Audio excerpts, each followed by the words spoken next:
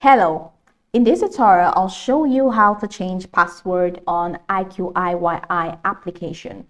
The first thing I'd like you to do is to launch your IQIYI app, which of course I have done right here.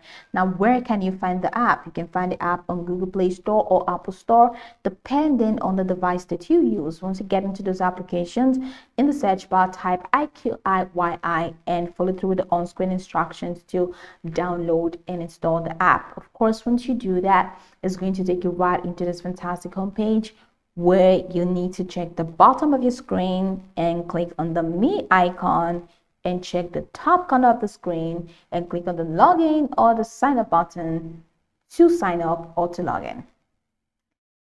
Now, after following through with any of these processes, it's going to take you right into this homepage. Now, from this homepage, let's hop into these tags, which is how to change password on the app. So from this homepage, head over to the bottom of your screen where you have Home, Explore, Shorts, Download, and Me. Now go ahead and click on the Me icon and it takes you right into this page. Now in this page, you have My List, you have History, you have IQIYI Rewards, and you have Language, you have subtitle translations, and Settings, FAQ, and Feedback. For you to change your password, all you will need to do is to click on settings and it takes you right into this window with extended options, which include account and security, playback and download, parental controls, privacy, clear cache, and check for updates. So you need to click on account and security, and that takes you right into here, this page where you have this information about yourself. Now click on password management.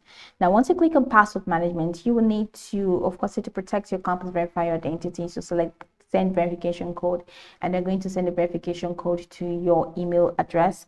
Once you get in there, go ahead and enter the verification code, and after doing that, come back to password management. And once you click on password management, you're going to see the option for you to enter a new password and then re-enter the password that you entered previously.